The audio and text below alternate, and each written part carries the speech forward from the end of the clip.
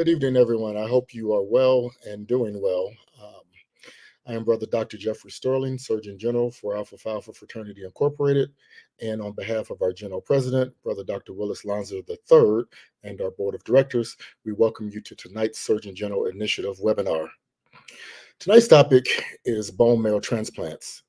In case you know about the topic but don't really know about the topic, let's just do a brief overview. These transplants can benefit a lot of individuals with a wide variety of cancerous and non-cancerous diseases. In fact, there are more than 75 diseases that can be treated by a bone marrow transplant. What's happening here is that the transplant itself simply replaces unhealthy blood-forming cells with healthy ones, enabling them to function. Those new blood-forming cells, also known as stem cells, are immature cells that grow into red blood cells, white blood cells, and platelets. They're found in the soft tissue inside of your bones, called bone marrow, and when they mature, they leave the bone marrow, go into the bloodstream, and help us performing their various functions that include aiding our immune systems in the fight against disease and supplying our body with oxygen and nutrients. Tonight, we're going to discuss the various sides of the bone marrow donation conversation, including and involving the shortage of Black donors, including the difficulties African Americans have who need bone marrow transplants, and focusing on the powerful impact that bone marrow transplants can have. We also feature the brilliant example of a beloved brother of Alpha Phi Alpha fraternity who will illustrate these considerations in his journey. To lead this conversation, I welcome back our Deputy Surgeon General for Family Health. Brother Dr. Victor Narcisse III is a spring 1990 initiate of the Rho Iota chapter of Alpha Phi Alpha, and he is currently active in the Alpha Eta Lambda chapter. He practices at the Houston Methodist Hospital as the Associate Division Head of Hospital Medicine and is the Director of Clinical Research in the Division of Hospital Medicine. Brother Dr. Narcisse is board certified in internal medicine and in geriatric medicine, and he is a fellow of the American College of Physicians and the Society of Hospital Medicine. Welcome, Brother Narcisse. Thank you and have a great show. Thank you so much. Tonight, I have the privilege of introducing one of our dear brothers, Brother Dr. John A.W. Harkless. Brother Harkless is an award-winning associate professor of chemistry at Howard University, actively pursues research in quantum mechanics, having studied initially at Morehouse College, where he was inducted Phi Beta Kappa, and then later did his graduate studies at University of California, Berkeley. Over his career, Brother Dr. Harkless has balanced academic research and instruction with an emphasis on STEM and minority student education. He strongly influenced his belief in education as a public good, and this is evidenced in his upbringing in Mississippi. Brother Dr. Harkless has more than a decade of experiencing, implementing, and evaluating diverse student populations in the rigors of chemical sciences. He's currently teaching general chemistry, and he's got a whole series of a whole class full of students who are crying about the experience as they're going through their requisite development. He's engaged in technology-based science communication and education, and as a result, he's launched a YouTube channel where he goes over the educational experiences and speaks of both his general and other chemistry classes, so that the students have an opportunity to both learn and retain information. But today he's here to speak about his own personal journey. He, in the past, had an episode where he went to a health fair and signed up to be a bone marrow donor. Wasn't thinking very much about it, but ultimately was chosen and actually made a bone marrow donation. Today, he's got a need because of a cancer. He needs a bone marrow donation himself. And we wanted to hear his story, hear his journey, and see if there are opportunities to assist. I'll give a preview and a hint. You can be a donor, and we should all sign up to be donors. Brother Harkless, thank you so much for coming. Thank you, Brother Narcisse. I'm happy to be here. Tell us a little bit more about this happenstance where you ended up signing up to be a bone marrow donor.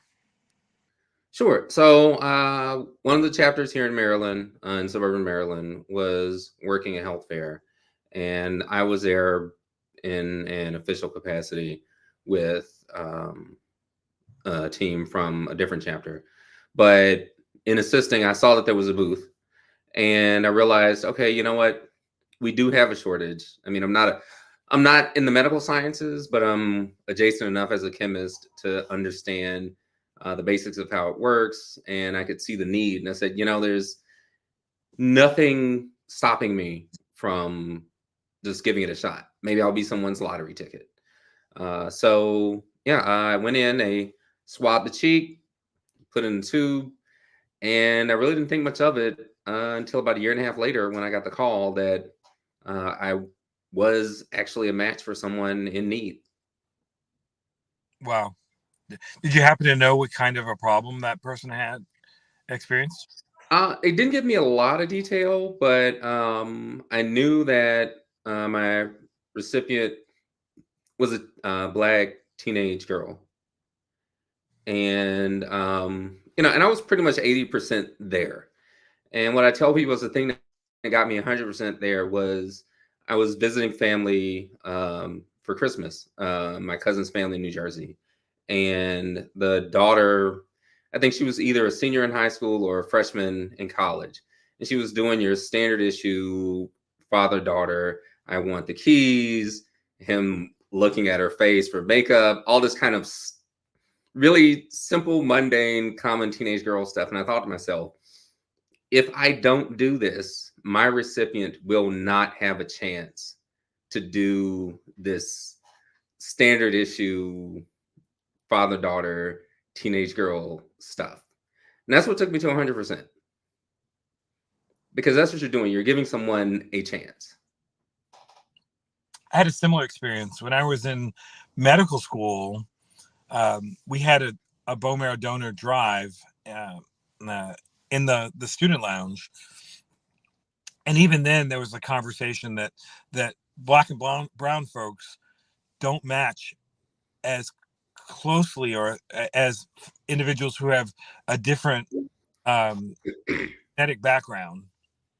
And so there was a real emphasis around the students of color participating in the bone marrow donation registry. So I actually am a member of the registry as well.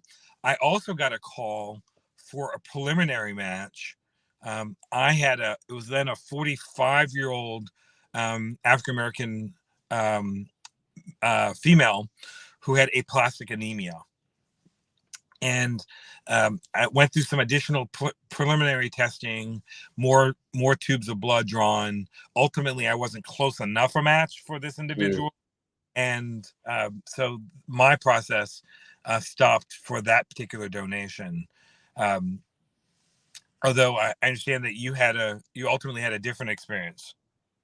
Yeah, correct. I actually was a full match enough that at the time I wasn't sure whether it was going to be actual bone marrow or peripheral blood stem cells. And I think my understanding now is that things have advanced to the point was pretty much you're going to be peripheral blood stem cells. And what that meant was about a week of prep involving some injections. And then the day of, my line brother and I went to the donation center. They hook you up, IV coming out in one arm and going back in the other. And they basically cycle your blood through, separate out the stem cells, and put everything back in. And then they send you home. So, you know, a few needles here and there. But what I told people at the time was that's as bad as it's going to get for me. The recipient is likely going through something much more serious. Sure. Now, as I understand it, they do use umbilical blood, so blood that's banked for a child. I know that I have two boys, and we've banked their umbilical blood. I get a bill once every January from the folks who essentially store that for us. You've described the peripheral blood donation process. The process that I was looking at previously was the traditional bone marrow harvesting surgery, which is a much bigger deal in the past than it is most likely today. And so I'm really glad to hear that there are more opportunities for individuals to donate with the whole spectrum of options. Obviously, the giving IV and removing blood is a lot less onerous than the general anesthesia surgical procedure that they used to do really all the time for bone marrow donation in the distant past. I know that that's still done sometimes, but I think you're right. Most of there's an increasing emphasis on the peripheral blood because the process is so much easier, so much safer for everyone, and it doesn't require as much cost or as much effort. So it's very, very exciting that's a possibility. Now, when my patients, I work in a hospital that does bone marrow transplant all the time. I'm not a bone marrow transplant specialist, and the patients that get bone marrow transplants go to a special unit, and they're there. And when one of my patients requires a bone marrow transplant, we basically give them chemotherapy, wipe out their entire immune system, and then use the donor cells that have been specially prepared, whether it's the peripheral blood or the surgically obtained bone marrow directly. And then we use that to reconstitute the patient's immune system. So you gave a donation in the past, and we continue to develop new techniques and new opportunities to treat things. I think in the past, sickle cell anemia was never something that you could cure with a bone marrow transplant, but now it is. Yeah. Historically, I would think of it as a leukemia, lymphoma kind of a disease treatment. But now, as mentioned before, 75 diseases are treatable with bone marrow. Can you tell us about what's gone on in your life since your donation? Well, so since my donation, I did agree to longitudinal follow-up studies. So for the first few years, every other month, I'd get a call. They'd ask about the process. They asked about my general health. Then it kind of spread out to longer and longer time frames to the point that I think the last time I got a call was a couple years ago. And I think given that I'm on the other side of the equation now, they're probably, whenever they do call next, or if I call them first, I'm going to get removed from the donation side of the registry. But I mean, it's been a very positive experience. I'm not like scared of needles, but I don't look forward to it. And again, what I tell people whenever they ask me about my experience is, honestly, if that's the worst you've got, you're not the one that's, like you said, got to get your immune system kind of blasted out of you so some stranger cells can reboot everything. So on balance, it's a good thing to do. That's a great way of describing it, as an immune system reboot. So we use the chemotherapy to eliminate the problem cells, the ones that is causing the leukemia, lymphoma, or whatever, whichever one of the other diseases, and then use the donor to whether the patient donated themselves to themselves, or more commonly another person donating to the patient. Then we help rebuild that person's immune system. And so this is a huge thing, because without the donation, the patients don't have a lot of other options. Patients with sickle cell, if you give them the donation, they don't have sickle cell anemia anymore. and that the lifetime of hospitalizations is something that they're not looking forward to. They're not having to deal with. My patients with leukemia and lymphoma, this is a life altering process, a potentially life saving process. So we take this very, very seriously, and we honor the folks who make the donation in a very, very serious way. And we, as the medical community, we appreciate what they're doing for others. We talk about being, first of all, servants of all. Well, this is one of those times and those opportunities where we can provide a service, and that service is saving someone's life. Not everyone is a neurosurgeon. Not everyone's a cardiac surgeon that does a procedure. Here's an opportunity where just sitting in a chair and making essentially a larger blood donation can save a life. And we really would like individuals who hear my voice, hear Brother Dr. Harkless, to think about that opportunity of saving someone's life, and what greater thing can one offer than that. When I think about the donation process, it continues to evolve. But one of the things that I'd like to bring to everyone's attention is that it requires a genetic match. Mm-hmm. So that means that somebody has to have close to the same genetic composition that the patient does. Well, who's the most likely to do that? That would be your father, your mother, your brother, your sister.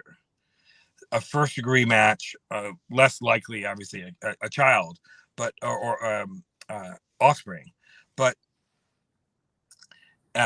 most people who are in the registry don't have such a match, and more than 70% of the transplants that are done in the United States are done without a first degree relative match. So if you have a sibling, that would obviously be that matches you. That would obviously be the easiest piece, but many people don't. And then this is where things get a little bit more complicated, a little bit more convoluted. Again, you need to find someone who's as close a genetic match to you as possible. So the more similar other people are to you, the more likely it is that they would match. So I don't know. Did Brother Dr. Harkless, did you have siblings? Yeah, so I actually have a brother and sister. They're going to get tested directly and specifically for matching with me. And full siblings have a 75% chance of being at least half a match. So, fingers crossed and prayers up on that. I think the only better option is if I had an identical twin, but he's not here. Yeah. So then it becomes relatives.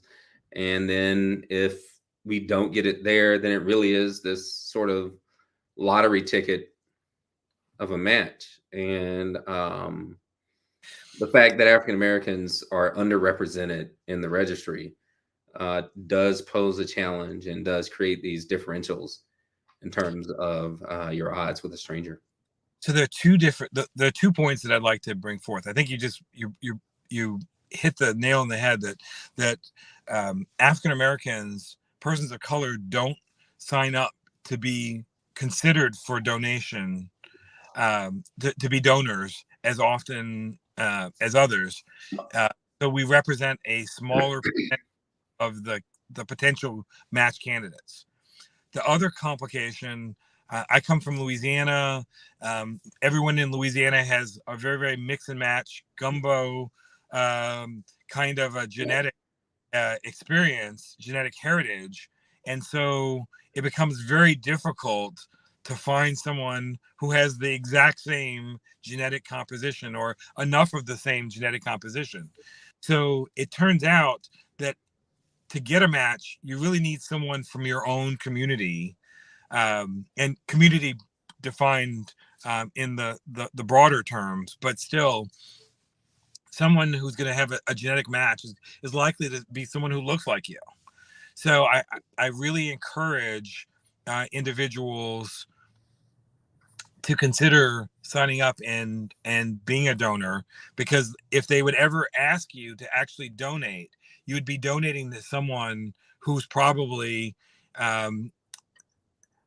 probably looks like you do, probably comes from a similar community to yours, and has a similar genetic background.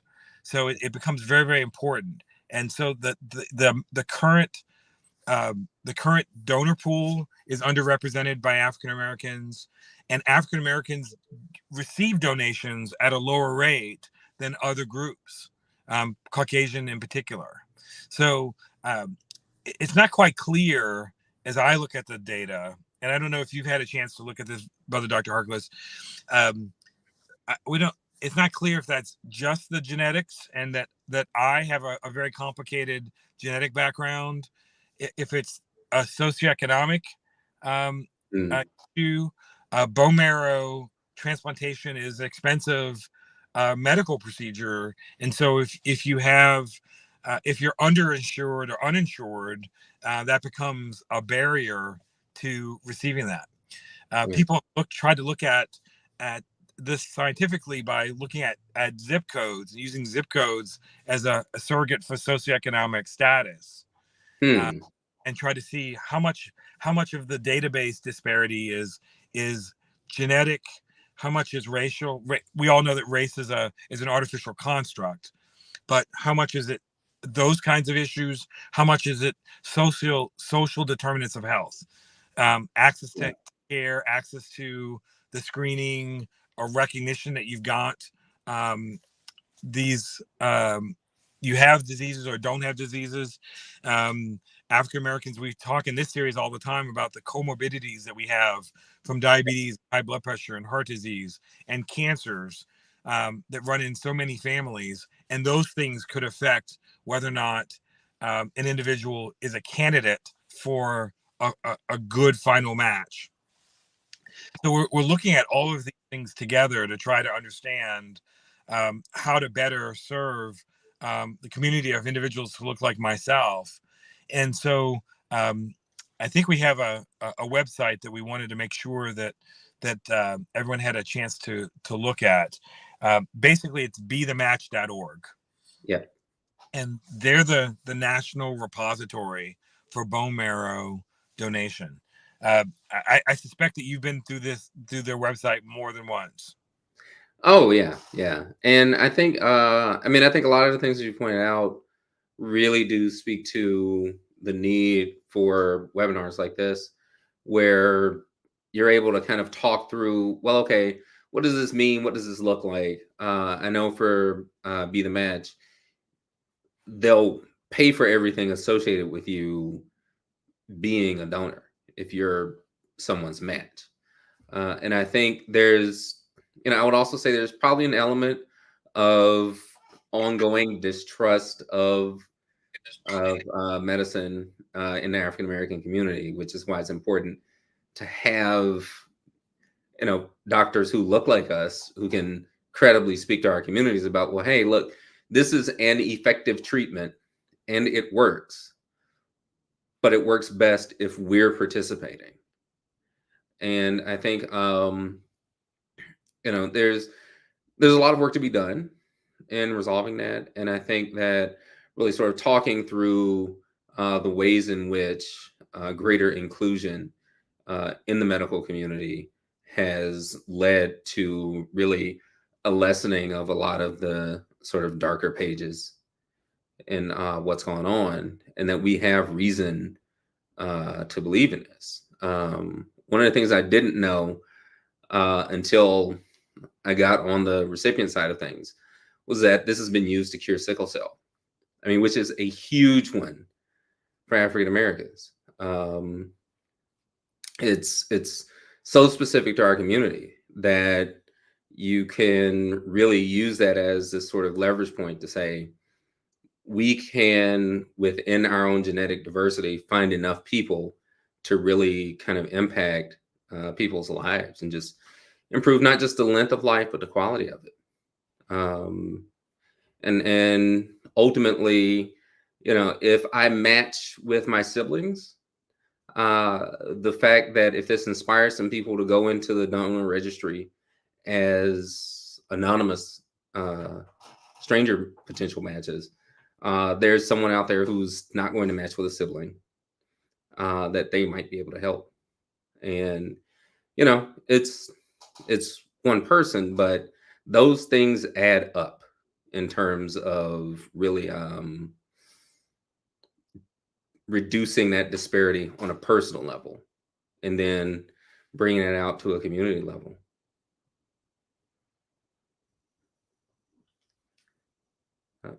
Brother Assis, you're muted. Sorry about that. One of the questions from the chat was if we could explain how samples are taken and how they develop a match and what happens when you find a match. So on each one of our cells are protein receptors. We'll call, in this particular case, we'll call them human leukocyte antigen, or HLA markers. And I have a set of markers. My sister has a different set of markers. My kids have a different set of markers. And the composition of the markers is sort of the way that your body and your immune system says, this is native to me, should be here. This protein, this cell, materials that have a different set of markers are foreign to me, and they should be dealt with as such. So every cell has a set of markers that says that self, non-self. We use that coding system, that homing system, to say, hey, I belong. And so when we do a transplant, we have to do things to turn off the recipient's immune system. And so that works best, and it's easiest if we have more of the cells, more of the markers that are more similar to each other and to the donor to the recipient. So if I'm a 95% match, that's better than being a 50% match, which is better than being a 25% match, as just a hypothetical example. So we want individuals to have this genetic matching. And again, the way that happens is if we have more genes in common. And that's why siblings are commonly the best match candidates. Brother Harkless, do you want to expound on that? Yeah. So the way I explain it to people is, you've got, I don't know the exact number. Let's say it's 6, and half of them you get from each parent. So whatever the actual number is, half you get from your mother, half you get from your father. So full siblings, you may not get the same half from both parents, but you at least stand a really good chance. After that, you get out to strangers, where everything gets scrambled over and over, and you hope that that person has your specific pick 6. Which is why I kept referring to it as being someone's lottery ticket. Yes. And essentially your immune system says, you don't belong here, kill it, or come on in. And that reboot basically is saying, well, this person has enough numbers on your lottery ticket that when those cells get in, maybe they look a little funny, but they definitely look like they should probably be there. At which point they can kind of take over the job that whatever went sideways in your own marrow. So as it stands, the reason I'm in need of a donation, the reason I'm in need of a transplant, is because I've got some cells that are getting bad instructions and are starting to lose the ability to tell friend from foe. And so we kind of need to, shut that whole party down, and then bring in some cells that can accurately tell friend from foe. A couple of other points I'd like to bring up. One is that when you make a donation of your bone marrow, your body, the donor's body would regenerate their own bone marrow, so that in a relatively short order you'd have your standard complement. And it's not like you've donated one of your two kidneys and now you're short a kidney Yeah. rest of your life. A donor who's completed their successfully made their donation in a relatively small period of time would have their entire immune system reconstituted and that kind of filled back up. For the recipient, we are again specifically trying to wipe out, erase the hard drive of all of the genetic information in that person's bone marrow, and then using the donor bone marrow, the good bone marrow, the non-disease bone marrow, to reconstitute their immune system. And it's not perfect because that person probably still has to take some medications for the rest of their life, but it's actually pretty good. And even the individuals who've received a bone marrow transplant can actually go on and have a very, very comfortably successful life, productive, doing the kinds of things, the work, the activities that you did before, in a large part. With some exceptions, but largely it takes someone who might have died and essentially gives them life back, an opportunity of life back. That's a little bit over the top, but in general terms, I think that's a fair thing. So that's we think that's important. Another question that came up was donations used for stem cell generation. Are they used to generate new blood cells and boost the immunity? Do you want to try that one, Dr. Harkless? Sure. So stem cells are just the starting materials. They'll turn into whatever they're supposed to. And so peripheral blood stem cells have already started down that path of turning into whatever it is that your blood needs. And so when they swab the cheek and do the matching, and then they pull yours out and separate it to give to the recipient, the whole idea is that this is what's going to give you that reboot. It'll make your immune system better behaved, because if it's something like sickle cell or certain specific cancers, that's the goal, is to really stop the cells from behaving badly and growing out of control and going on the attack, and just have them doing their normal jobs. And so you've got to get some stem cells that will actually do that correctly, as opposed to a mix of good and bad ones. I liken it to if you've got 100 guys guarding the door, but 30 of them are actually traitors.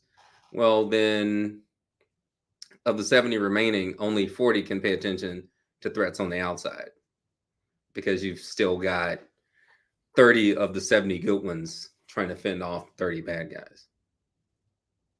So I hope that analogy works. I think that would work in my immunology class for sure.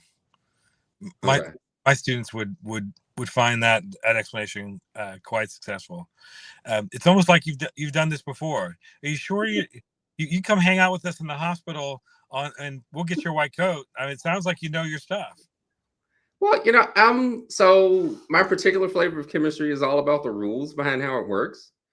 So when I was confronted with all of this stuff back in my original diagnosis, I kind of got into, well, okay, how does this work? Like, what's gone sideways?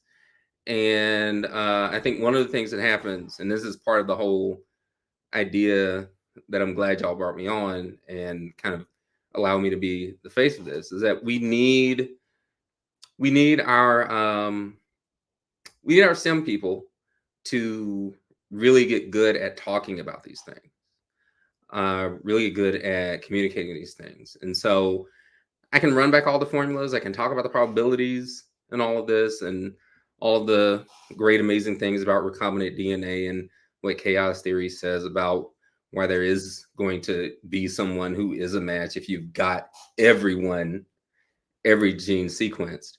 But people hear that and it's just like womp, womp, womp. But if you can explain it in ways that really reduces that barrier, reduce that trepidation, I think you get greater odds of people being willing to take the leap. And for something like this, it's really completely painless to get signed up. And I think the more people we have who can speak intelligently about it, whether it's from a personal experience or professional experience like yours, uh, the more likely we are to reach a large enough percentage of everybody to increase everyone's odds of getting that lottery ticket. Because if we think of it as lottery ticket, yeah, the individual odds are always bad, but somebody's winning those things. I think that's exactly right, and I think that your sense that if we expand the number of people who signed up to be potential donors, we will find individuals who will get cures. And again, those are people who are very, very likely to be from our own communities, potentially even people that we're related to. So I'm a big believer. I'm a member of the registry myself for many, many years. And I encourage as many people as possible to sign up. Bethematch.org is the website. Again, I'm really glad that you spoke about the issues of cost. I think that that's a big issue. Excuse me. Bless you. Thank you. In our series, we always talk about the fact that the healthcare system has not treated people like myself, people who treat people in my community very well. This is an opportunity where we can take ownership and have agency and help each other. And that's something I think that's very, very important. Oh, Can you yeah. can you speak to the types of things that you've seen in your community? Sure. Well, I think the biggest thing is that a lot of times black folks will just say Tuskegee, and it's a shorthand scare word. And I think we could do a better job of explaining that the crime against humanity that was that experiment was denying effective treatment on the basis of race. And the degree to which we're distrustful, I understand where that comes from. The degree to which we're shut out, I get that because in a lot of ways we have uh, not just coursework that's sort of weed out courses, but also the fiscal and sociological barriers and so on. And I think the thing with this in particular is this is an effective treatment. This is an opportunity for us to take control of that narrative and say, well, we're going to do the opposite of what was done to us. We were denied effective treatment all the way back then. And now we have an opportunity to provide effective treatment to our own. Now, sure, because, you know, of the way we got here, there's odds that folks outside of the African American community can be matches as well. But like you said all night, the best probability is going to be within your own group. And so I think the thing that we have to do is really kind of hammer home this idea that this is a way to not just sit back and wait for the medical community to right various historical wrongs. That we have to wait for stories to be uncovered and then made right, like what happened with Henrietta Lacks. That we can actually show up and say, hey, this is an affirmative step that we are taking to make sure that we are not denied effective treatment, particularly because the fact that we can cure sickle cell. Anyone who knows someone with sickle cell or knows the stories of people with sickle cell knows it is an awful thing. A sickle cell crisis is an awful thing. Your blood cells are literally becoming sharp daggers cutting you on the inside. And we're the ones who could actually help reduce that amount of trauma uh, by simply saying, hey, I'm going to go to be the match. I'm going to take the cheek swab. And, if we get 14 million of us registered, well, hey, we can improve the odds of more people getting that lottery ticket. I think that's exactly right. You and I haven't had this conversation, but those who follow our series have heard me speak to this in the past. My mother was born in Tuskegee, on an Army Air Corps base, and my grandmother knew individuals who were in the Tuskegee syphilis experiment. She met them at the food markets, and so she's spoken to this. I heard stories about Tuskegee my whole life, and you're right. I think that historical wrongs have been done to the African American communities. Too many in our society want to silence those voices and ignore those histories, and even for sharing the histories if it makes others feel badly about what happened in the past. But this is an opportunity where we can take control, we can take agency, we can help and be part of the solution. The folks behind Be the Match are actually working very, very diligently to try to have more outreach into the African American and other smaller communities, because they recognize the difficulty of getting a match outside of your own community. So there's a realization that more needs to be done, and people have started to do that. We need to do our part, and signing up to be part of the match, be part of the registry is part of the things that we can do. And again, it's painless. It doesn't cost anything. It doesn't take very much time, and as a very real possibility that you can change someone's life. You can change the trajectory of someone's disease course. And so I'm a huge and perpetual proponent for that. While we're wrapping up the conversation, Brother Dr. Harkless, are there other things that you'd like to share about your journey or your experience? Well, I think the biggest thing is, and it's something that I realized in the more recent conversations that I've had with medical professionals, is that this is, even though it's not surgical, it is still a transplant, and transplant protocols really rely on whether or not the recipient has the kind of social supports necessary to make achieving a lasting success of a donation make sense. And I've had fantastic community support from family, from friends, from the fraternity, in really being able to be well taken care of during those times.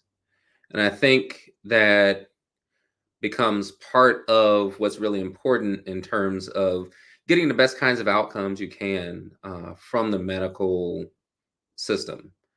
Uh, Being able to show up confidently as a whole person with the community, with all of those kinds of supports, is really important in terms of improving our outcomes. And so, how, regardless of how big or small your medical issues are, there is a need for us to do what we can to show up and be informed and really be active in terms of how we think and talk about our own experiences, how we relate to our medical professionals and our care team, and really how the people around us can help hold us up. It's very easy to fall into a sense of powerlessness because this is something that some cells got together, decided to go goofy, and just do bad things to you. And part of reclaiming some of that power is giving the people around you the power to help. And and so for me, there's been a lot of personal moments where I've had to learn to ask. I've had to learn to give people that power to do things, to be helpful.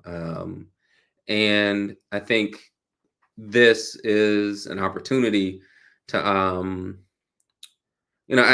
been, when I was telling people about this, I said, well, this is the opportunity inside of this crisis to give people the power to, even if you don't match for me, you have the power to be a help. One lottery ticket has really terrible odds. Millions of tickets have really good odds.